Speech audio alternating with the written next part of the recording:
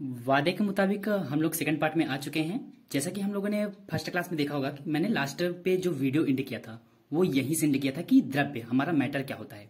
तो मैटर के भाग में हम लोग क्या देखे थे हम लोग कि भौतिक परिवर्तन और रासायनिक परिवर्तन।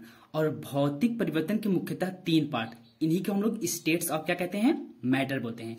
यानी कि जो हमारा ठोस है, द्रव है और गैस, यही है हमारा क्या, स्टेट्स ऑफ मैटर। और भी होते हैं, उनके बारे में हम लोग डिस्कस करेंगे। तो जैसे कहा था ना कि मैंने कि आज का क्लास बहुत ही लाजवाब होने वाला, तो वास्तव में ये होने वाला है। बस आप अपना कंसंट्रेशन बना के रखिए, बस उसके बाद देखिए क्या होता है।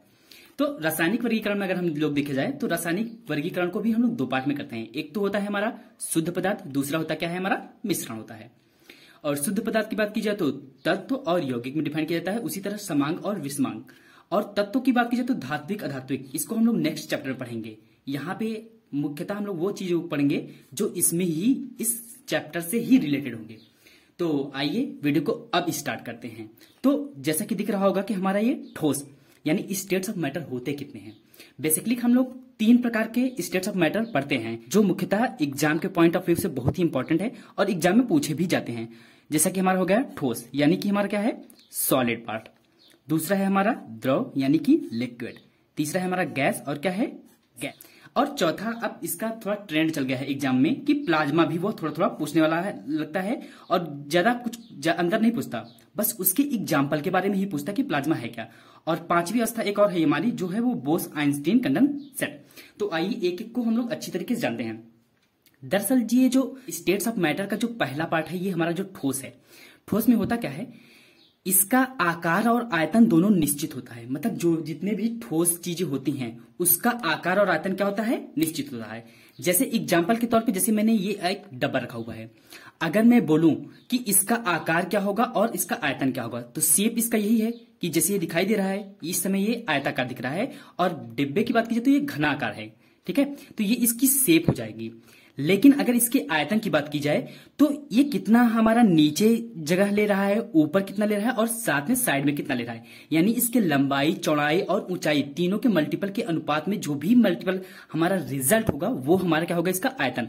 मतलब ये कितना ले रहा है। जैसे कि अगर आप एज्यूम करना चाहें, जैसे आप किसी रूम में बैठे हो तो रूम का जितना भी खाली स्पेस है वो हमारा उसका क्या हो जाएगा, आयतन हो जाएगा। तो ये था हमारा आयतन।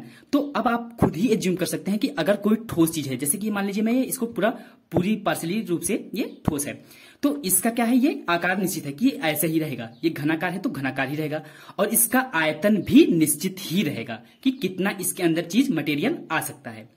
तो ये है ठोस की क्वालिटी।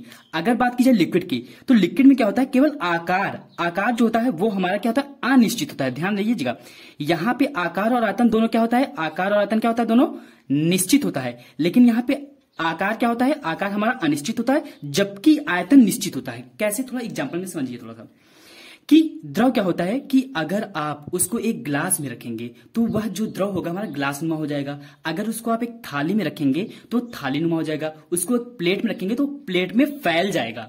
मतलब कि उसको किसी भी द्रव को, जिस भी पदार्थ, किसी भी बर्तन में, किसी भी पात्र में अगर आप उसको रखेंगे तो वह उसी का आकार ले लेगा। लेकिन ये आकार तो देखो अनिश्चित हो गया, चलो ये तो समझ में आ गया अच्छे से। लेकिन ये आयतन क्या है, अब आयतन की यही थोड़ा सा कंफ्यूजन होता है द्रव में बच्चों को कि ये आयतन कैसे निश्चित होता है।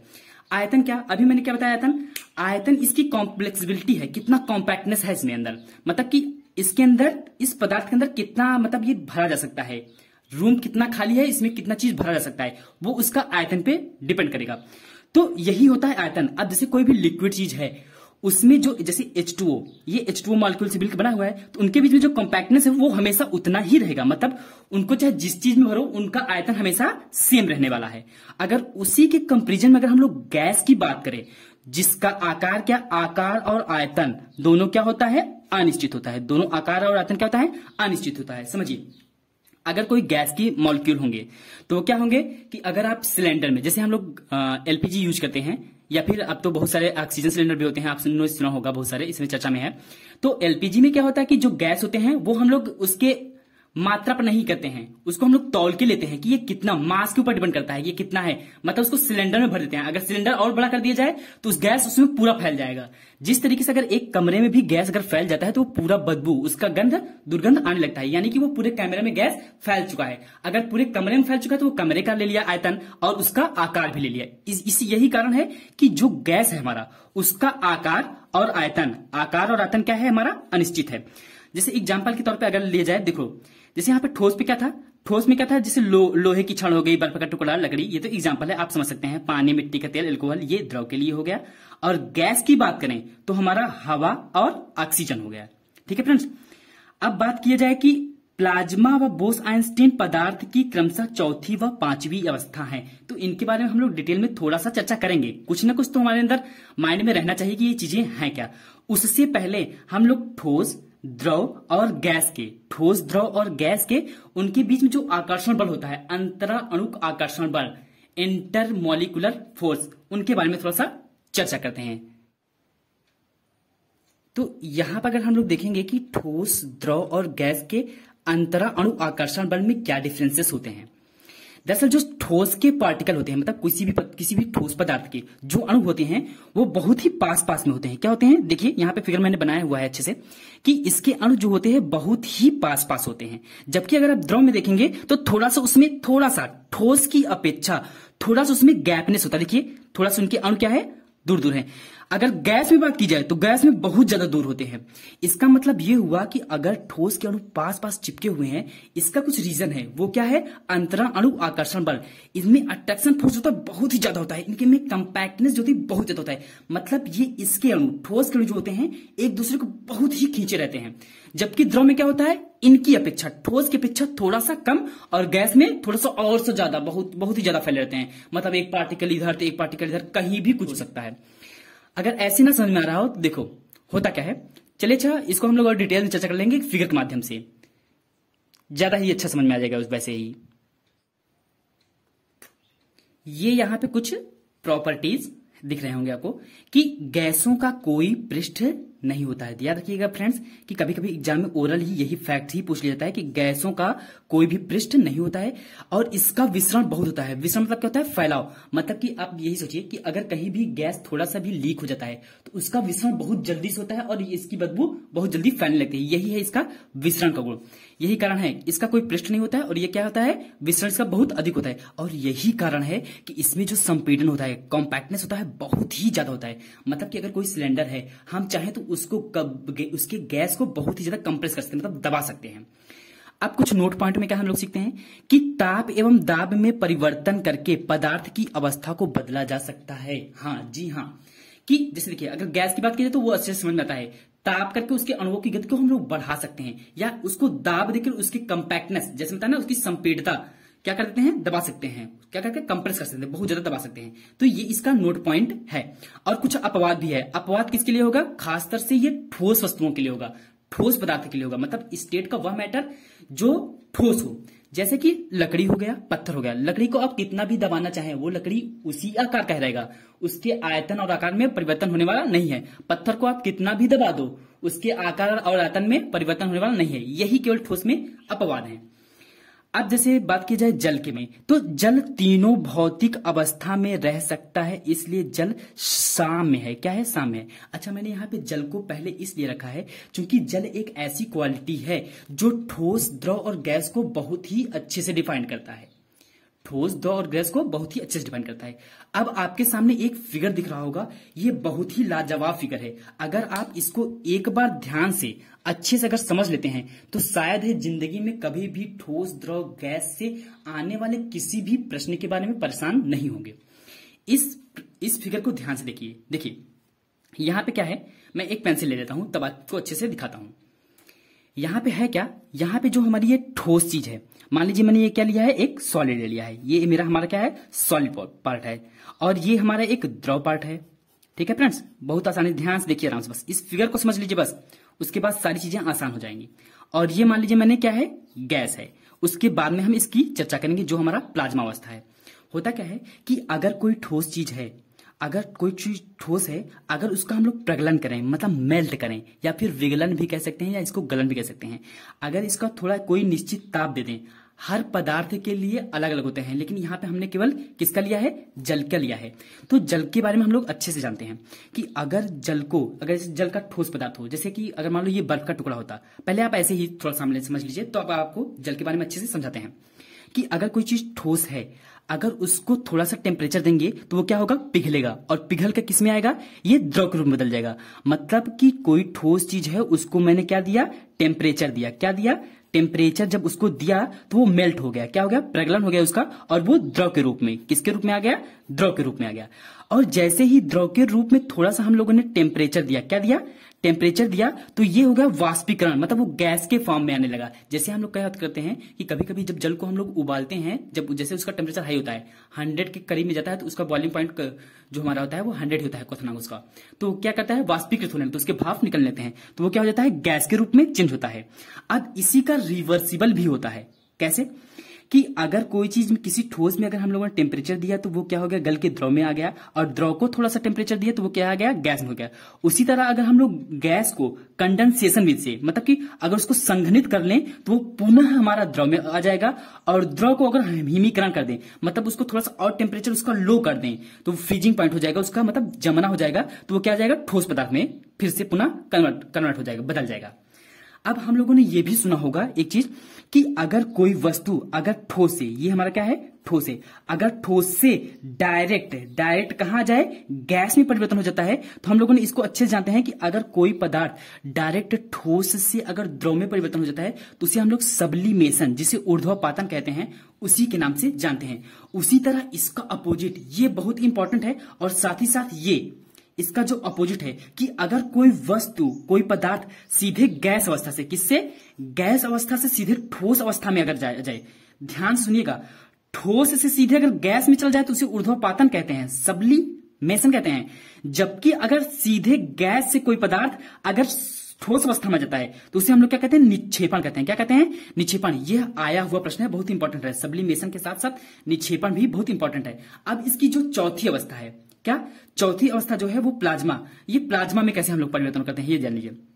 होता क्या है कि गैस सब, पहली बात तो ये चीज जान लीजिए, ये जितने भी वर्क आउट हो रहे हैं इसमें, ये एक निश्चित टेम्परेचर पे हो रहे हैं।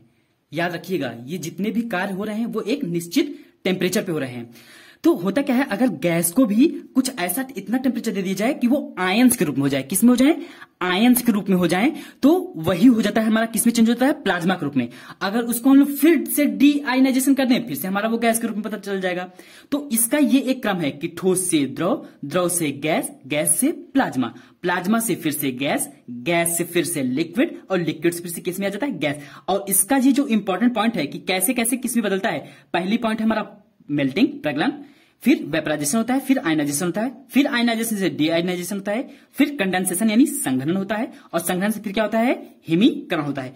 इसके पॉइंटों की भी आप लोग अच्छे से चर्चा कर लेंगे। अब ऐसा क्यों, ये देखिए, अगर हम लोग ठोस की बात करें, जो ठोस, द्रव और हमारा गैस होता है, ये विद्युतीय रूप से क्या होते हैं, उदासीन होते हैं। ये इंपॉर्टेंट फैक्ट है कि ठोस, द्रव एवं गैस जो होते हैं हमारे, वो विद्युतीय रूप से क्या होते हैं, उदासीन होते हैं। जबकि पदार्थ की आयनीकृत अवस्था, क्या, पदार्थ की जो हमारी आयनीकृत अवस्था है, वही हमारा क्या होता है, प्लाज्मा होता है। जैसे मैंने बोला ना कि जब गैस अवस्था में रहती है उसको इतना और टेम्परेचर दे दिया जाए कि वो आयंस के रूप में ब्रेक हो जाए, तब जाके वो हमारा क्या होता है, प्लाज्मा अवस्था होता है। और प्लाज्मा के कारण ही, एक इंपॉर्टेंट फैक्ट है, प्लाज्मा के कारण ही जो सूर्य और तारे होते हैं उनमें चमक इन्हीं के कारण होता है, जो प्लाज्मा। इसका सबसे इंपॉर्टेंट चीज यही है, इस अगर प्लाज्मा की बात की जाए तो इसका आप लोग एग्जाम्पल याद करिए कि सूर्य और तारों का चमकना भी क्या होता है, प्लाज्मा के कारण ही होता है। और जो फ्लोरोसेंट ट्यूब होता है और नियान बल्ब होता है, ये भी प्लाज्मा के उपयोग से ही बनते हैं। और प्लाज्मा अवस्था होता क्या है, बहुत ही ब्राइटनेस होती है, चमकीला होती है, जैसे कि आप लोग तारों और सूर्य के हिसाब से समझ सकते हैं। और यहाँ पे फिगर भी बनाया गया है। तो आइए इसके नेक्स्ट पार्ट को थोड़ा सा समझते हैं कैसे होता है। तो अगर ये फिगर आप लोग ध्यान से, फिर से मैं बोल रहा हूं कि अच्छे समझिएगा, एक बार ध्यान से देख लीजिएगा। तो चलिए देखते हैं थोड़ा सा इसके आगे बढ़ने से पहले अगर हम लोगों ने H2O यानी अगर जल की बात की है, किसकी, अगर जल की बात की है तो कुछ जल के बारे में फैक्ट याद कर लेते हैं जो डायरेक्ट ही एग्जाम में पुट कर लिए जाते हैं, मतलब डायरेक्ट ही ये पूछ लिए जाते हैं ओरली। जल की एक क्वालिटी है, क्या क्वालिटी है कि अगर हम लोग जल की बात करें तो अगर जैसे मैंने जल को, एक सिंपल सा जल है, अगर उसको मैंने एक अंश सेल्सियस टेम्परेचर दिया, फिर 2 अंश दिया, फिर 3 अंश दे दिया, फिर 4 अंश सेल्सियस दे दिया, जैसे ही ये 2 अंश 3 अंश और 4 अंश सेल्सियस तक आएगा तो होता क्या है, इसमें एक प्रॉपर्टी पाई जाती है। अगर जल अगर 4 अंश सेल्सियस तक जाता है तो उसका जो घनत्व होता है, डी मतलब डेंसिटी, जो उसका घनत्व होता है वो फ्रेंड्स बहुत ही क्या होता है, अधिक होता है। और लेकिन इसके जस्ट अपोजिट अगर 4 अंश सेल्सियस में बात की जाए इसकी आयतन की, तो वो क्या होगा, सबसे न्यूनतम होगा। ये इंपॉर्टेंट फैक्ट है। क्या इंपॉर्टेंट फैक्ट है कि जल की जो डेंसिटी होती है वो 4 अंश सेल्सियस पे, कितने, 4 अंश सेल्सियस पे अधिकतम होती है, याद रखिएगा। और इसी का अपोजिट क्या है, मतलब कि आयतन के बारे में बात की जाए तो 4 अंश सेल्सियस पे जल का आयतन जो होता है बहुत ही न्यूनतम होता है। अच्छा, इसको आप याद कैसे करेंगे, एक तो आप रख सकते हैं, कैसे रख सकते हैं, किसी एक चीज को कि 4 अंश सेल्सियस पे हमारा डेंसिटी क्या होता है, बहुत ही अधिकतम होता है। अब जैसे ही वो आयतन के बारे में बात करेगा तो आप क्या कहेंगे, सबसे न्यूनतम होता है। अगर वैसे ना समझ में आया तो इसके आप फार्मूले से समझ सकते हैं कि डेंसिटी इक्वल टू क्या होता है, मास अपान में वॉल्यूम। मतलब कि ये एक दूसरे के क्या है, व्युत्क्रमानुपाती हैं। अगर डेंसिटी बढ़ेगा तो क्या होगा, आयतन घटेगा, अगर आयतन बढ़ेगा तो डेंसिटी घटेगा। और यहां पे मैंने ग्राफ भी दिखाया कि कैसे, अगर ये वॉल्यूम अगर मान लिया जाए एक एक्सिस को और दूसरे वाले को क्या मान लिया जाए, टेम्परेचर, तो देखिए 4 अंश सेल्सियस पे कैसे क्या हो रहा है, पहले आके यहाँ पे बढ़ना शुरू कर देता है और बाद में अगर यहाँ पे डेंसिटी और टेम्परेचर की बात की जाए तो क्या होता है कि जैसे जैसे इसका आयतन घटना शुरू कर दिया तो वहां पे डेंसिटी बढ़ा। तो ठीक है, ये याद रखिएगा कि डेंसिटी क्या होता है, अधिकतम होता है, और आयतन क्या होता है, न्यूनतम होता है। कहां पे 4 अंश सेल्सियस पे। 4 अंश सेल्सियस पे जल का घनत्व जो होता है वो अधिकतम होता है और आयतन क्या होता है, न्यूनतम होता है। अब चलते हैं इसके थोड़ा सा आगे। अब यह जो है हमारा, यह रासायनिक वर्गीकरण के अंतर्गत आएगा हमारा तत्व, यौगिक और मिश्रण। जैसा कि हम लोगों ने भौतिक वर्गीकरण में ठोस, द्रव, गैस, मूलतः यही स्टेट ऑफ मैटर के फिजिकल स्टेट थे, और हम लोगों ने प्लाज्मा और बोस-आइंस्टीन के बारे में भी जाना। लेकिन अब हम लोग किसके बारे में देखेंगे, रासायनिक वर्गीकरण में। और रासायनिक वर्गीकरण के शुद्ध पदार्थ के अंतर्गत जो है हमारा आता है तत्व और यौगिक।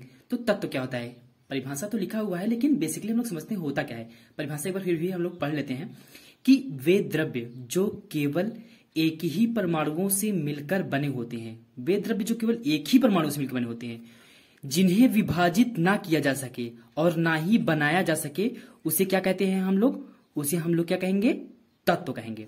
अब देखो यहाँ पे समझने वाली बात क्या है, यहाँ पे समझने वाली बात यह है कि जैसे हम लोगों ने पीरियोडिक टेबल देखा होगा, वहां पे जितने भी तत्व हैं, जितने भी चीजें दिख रही हैं, एलिमेंट दिख रहे हैं, वो सारे केवल और केवल तत्व कहेंगे। जैसे यहाँ पे ऑक्सीजन, तो ऑक्सीजन क्या होगा, हमारा तत्व होगा। सोना जिसका परमाणु क्रमांक क्या है, सिंबल क्या है, Au, ये क्या है, एक तत्व है। हाइड्रोजन क्या है, एक तत्व है।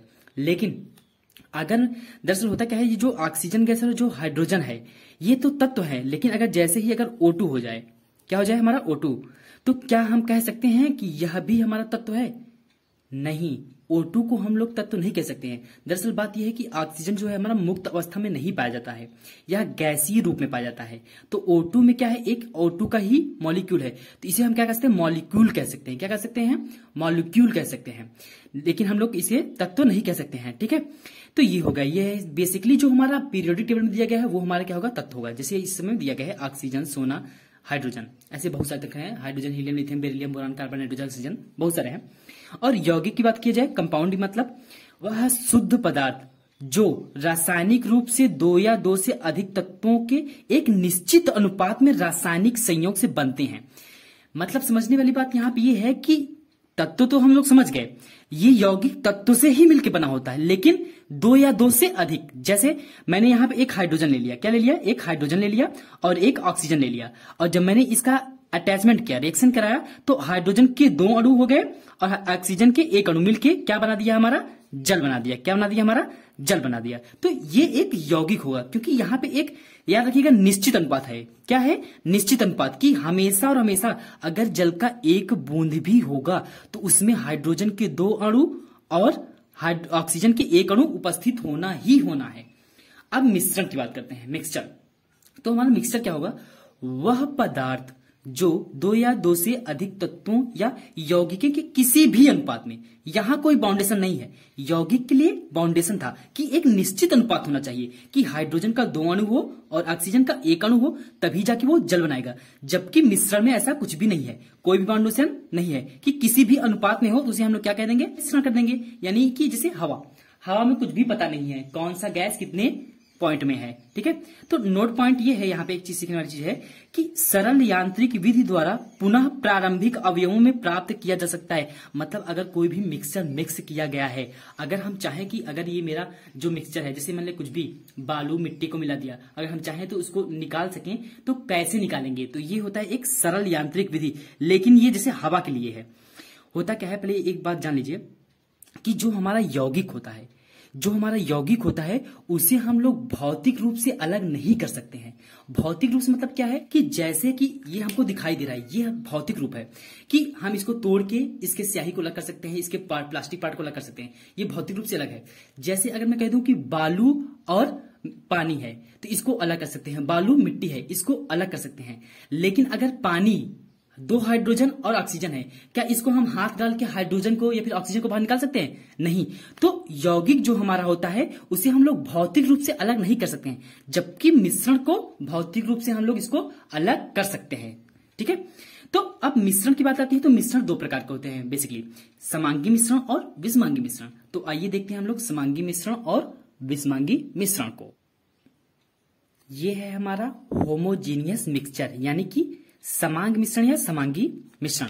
समांगी मिश्रण में क्या होता है कि जिस द्रव्य के प्रत्येक भाग का संगठन एक जैसा होता है उसे समांग मिश्रण कहते हैं। संगठन का मतलब क्या होता है कि जैसे एग्जांपल के तौर पर अगर हम लोग जल और पानी पानी और चीनी का मिश्रण, ठीक है, जल और चीनी को मिश्रण कर दिया जाए तो इसका संगठन क्या होगा, समान होगा? जी हाँ, होगा। क्योंकि जब पानी को हम लोग चीनी में पानी में चीनी को मिलाएंगे तो पूरी तरह से मिक्स हो जाता है। तो आप कहीं ऐसे हो सकता है कि थोड़ा सा पार्ट अगर पानी का उस मिले हुए भाग का यानी शरबत का अगर निकालें तो ऐसा हो सकता है कि हाँ कि इसमें थोड़ा सा मीठा था, ज्यादा मीठा था। जब वो मिक्स होता है तो वो पूरे में मिल जाता है। जबकि अगर यही विषमांग मिश्रण की बात की जाए यानी हेट्रोजीनियस मिक्सचर की बात की जाए तो उसमें ऐसा कुछ भी नहीं हो सकता है। फिर भी हम लोग परिभाषा को पढ़ सकते हैं कि जिस द्रव्य के प्रत्येक भाग का संगठन एक जैसा नहीं होता है उसे हम लोग क्या कहते हैं, विषमांग मिश्रण या विषमांगी मिश्रण कहते हैं। जैसे बालू, रेत या मिट्टी और पानी का भी मिश्रण कह सकते हैं। फिर से सुन लीजिए, समांग मिश्रण में क्या होता है कि जैसे हम लोग जल में अगर चीनी को मिलाएंगे तो वह पूरी तरह से मिक्स हो जाएगा। जब उसको ध्यान से देखेंगे ऐसा कुछ नहीं दिखेगा कि यहाँ पे कम चीनी मिला हुआ है, यहाँ पे ज्यादा चीनी मिला हुआ है। वो पूरी तरीके से अच्छे से मिल जाता है, मिक्स हो जाता है। जबकि विषमांग मिश्रण में क्या होगा, अगर हम लोग मिट्टी और पानी को मिलाएंगे तो क्या होगा, कुछ तलछटी पे मिट्टी भी बैठ जाएगी और जगह जगह पे कहीं ज्यादा साफ दिखाई देगा, कहीं पे ज्यादा धूमिल दिखाएगा। इसका मतलब वो विषमांग मिश्रण होगा। और रही बात सब्लिमेशन, ऊर्ध्वपातन की, तो ये सब क्या है, एक विधि है किसी भी कंपाउंड को अलग करने, मिक्सचर को अलग करने के लिए। जैसे सब्लिमेशन में क्या होता है, सब्लिमेशन फिलहाल हम लोग चर्चा कर ही चुके हैं कि ऐसे ठोस पदार्थ जिन्हें गर्म करने पर द्रव अवस्था में बदले बिना ही सीधे गैस अवस्था में बदल जाते हैं उन्हें क्या कहते हैं हम लोग, ऊर्ध्वपातन। मतलब ठोस से सीधे क्या हो जाए, गैस में बदल जाए तो उसे हम लोग क्या कहते हैं, ऊर्ध्वपातन कहते हैं। अब यहाँ पे सबसे जरूरी बात, ऊर्ध्वपातन की परिभाषा तो सभी लोग जानते होंगे, लेकिन इसकी जो इंपॉर्टेंट एग्जाम्पल वो मुख्यतः लोगों को केवल 2 ही चीज याद रहते हैं, एक तो कपूर और दूसरा नौसादर। लेकिन यहाँ पे जो क्या है और जो चीजें हैं उनको भी याद कर लीजिए कि नेफ्थलीन भी होता है, अमोनियम क्लोराइड भी होता है, एंथ्रासीन भी होता है और आयोडीन भी होता है। ये ऊर्ध्वपातन के क्या है एग्जाम्पल, कपूर, नेफ्थलीन, अमोनियम क्लोराइड, एंथ्रासीन, नौसादर और आयोडीन। ये एग्जाम्पल जरूर रखिएगा क्योंकि वो कंफ्यूज करने के लिए ऊर्ध्वपातन तो सभी लोगों ने पढ़ा होगा, लेकिन एग्जामिनर क्या करता है, वो ऐसे ऑप्शन को देगा जो कैंडिडेट कम देखा रहेगा, ठीक है। तो ऊर्ध्वपातन बहुत ही इजी है कि सीधे ठोस अवस्था से गैस अवस्था में परिवर्तित हो जाए तो क्या हो जाता है, वो सब्लिमेशन। द्रव्य में होने वाले परिवर्तन, अगर द्रव्य में होने वाले परिवर्तन की बात की जाए तो भौतिक परिवर्तन और रासायनिक परिवर्तन होते हैं, लेकिन इससे पहले हम लोग इसके अपोजिट जिसका डिपोजिशन होता है, सब्लिमेशन का अपोजिट क्या होता है, डिपोजिशन, निक्षेपण। जैसे इसका चर्चा हमने पहले ही कर चुका हूं कि अगर ठोस से सीधे गैस में जाए तो उसे हम लोग ऊर्ध्वापातन, गैस से सीधे ठोस में आ जाए तो उसे हम लोग क्या कहते हैं, निक्षेपण। क्या कहते हैं, निक्षेपण। तो आइए सबसे पहले हम लोग देखते हैं कि अब इसके बाद क्या देखेंगे कि द्रव्य में होने वाले परिवर्तन। मुख्यतः दो ही परिवर्तन होते हैं, भौतिक परिवर्तन और रासायनिक परिवर्तन। ये चीजें देखने वाली है और समझने वाली है, दिखाई देने में बहुत बड़ी है लेकिन समझने वाली चीजें हैं। फिर भी पढ़ लेते हैं कि भौतिक परिवर्तन क्या होता क्या है, मतलब फिजिकल चेंजेस होते क्या हैं। जिनमें पदार्थों के, मतलब किसी भी पदार्थ के, जिनमें पदार्थों के स्वरूप एवं भौतिक गुणधर्मों में अस्थायी परिवर्तन हो, स्वरूप और भौतिक गुणधर्मों में अस्थायी परिवर्तन होता हो, जबकि उनके भार तथा रासायनिक संगठन अपरिवर्तित रहते हैं। अर्थात कोई नया पदार्थ नहीं बनता है, भौतिक परिवर्तन कहलाता है। शायद ना समझ में आया हो, लेकिन अगर आप इसके एग्जाम्पल को देखेंगे, सबसे इंपॉर्टेंट चीज क्या है इसका, एग्जाम्पल। तो शायद एग्जाम्पल समझ सकते हैं कि इसको हम लोग कैसे डिफाइन कर सकते हैं। जैसे पहले लिखा है कि बर्फ का पिघलना। अगर बर्फ पिघल रहा है तो क्या हो रहा है कि यह सॉलिड से पहले किसमें बदलेगा, लिक्विड में बदलेगा। मतलब इसका स्वरूप तो बदल रहा है, भौतिक अवस्था अस्थायी रूप से। अगर हम लोग चाहें तो उसी द्रव को हम लोग फिर से बर्फ बना सकते हैं। मतलब इसमें हो क्या रहा है कि जल क्या है, जल द्रव में बदल जाता है, फिर गैस में भी बदल जाता है। लेकिन हम चाहें तो इसको फिर से उसके इनिशियल स्टेट में ला सकते हैं। मतलब कि अस्थायी रूप से परिवर्तन होता है, बस कोई नया पदार्थ नहीं बनता है। तो वो हमारा क्या होगा, भौतिक परिवर्तन। और इसके एग्जाम्पल जो है क्या है, बर्फ का पिघलना, ये आप माइंड में रखने रहिएगा। नमक या चीनी का पानी में घुलना। देखिए अगर नमक और चीनी पानी में घुल गया है तो इसे हम लोग फिर से पुनः नमक और पानी को अलग कर सकते हैं। और नमक और चीनी का है तो नमक और पानी का मिश्रण है तो नमक को अलग कर सकते हैं, चीनी और पानी का मिश्रण है तो चीनी को भी अलग कर सकते हैं, आसवन विधि से या फिर वाष्पीकरण विधि से। जैसे जल का आसवन होता है, ठीक है।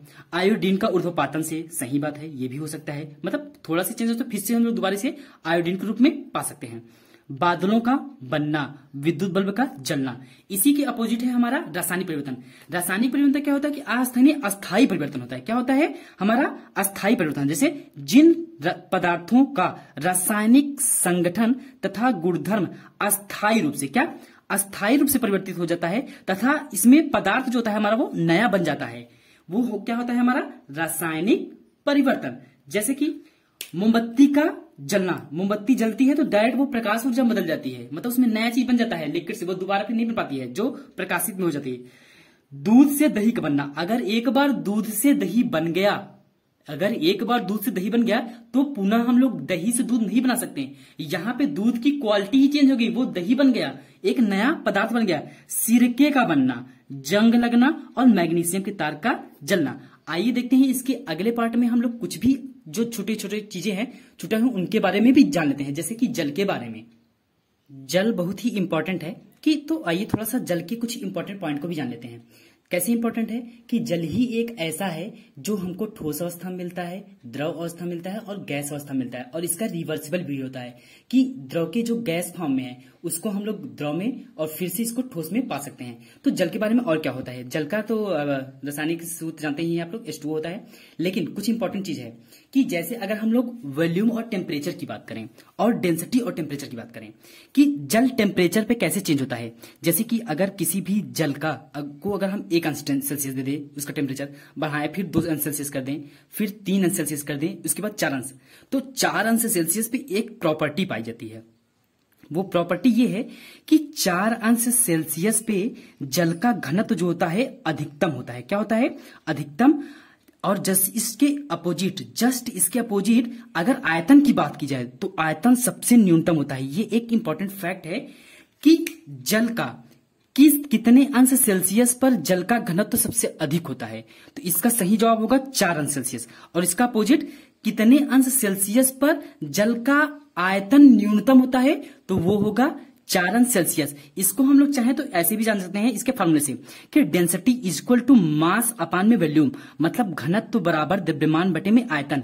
यानी यहां देख रहे हैं कि हम लोग घनत्व और आयतन एक दूसरे के क्या है, व्युत्क्रमानुपाती हैं। तो ऐसे भी याद कर सकते हैं। यहाँ पे ग्राफ भी शो किया गया है कि कैसे अगर वॉल्यूम क्या है पहले धीरे धीरे घटता है और 4 अंश सेल्सियस के बाद से फिर क्या होता है, बढ़ना शुरू कर देता है। ठीक है, तो मतलब 4 अंश सेल्सियस तक पहले न्यूनतम होता है, 4 अंश सेल्सियस तक न्यूनतम होता है जल का आयतन।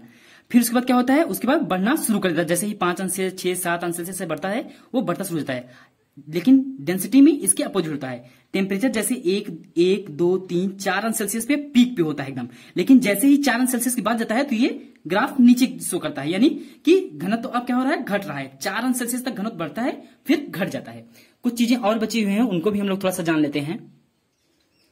कुछ चीजें जैसे हमारा परमाणु हो गया और अणु हो गया, तो आइए मोटा मोटा जान लेते हैं क्या होता है कि परमाणु क्या होता है हमारा। यह द्रव्य का वह न्यूनतम कण है जो किसी रासायनिक अभिक्रिया में भाग लेता है।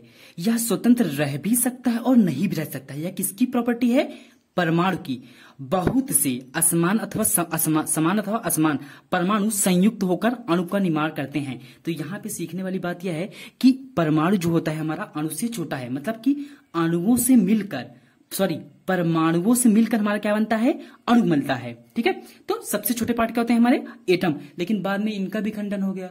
खंडन ये हुआ कि परमाणु से भी छोटे छोटे चीज पाए गए जिन्हें हम लोग इलेक्ट्रॉन, प्रोटॉन और न्यूट्रॉन के रूप से जानते हैं। तो अणु का हमारा अणु का निर्माण 2 या 2 से अधिक परमाणुओं के निश्चित अनुपात में जुड़ने से होता है। बताया ना मैंने कि परमाणुओं के जुड़ने से अणु बनता है, वो भी निश्चित अनुपात में, ये याद रखिए।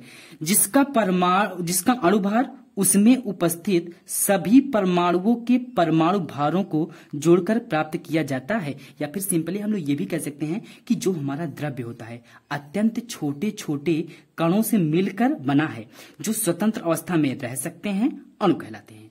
ठीक है, तो यही भी इस वीडियो का अंत होता है हमारा। मुझे आशा है कि आपको ये वीडियो अच्छा लगा होगा।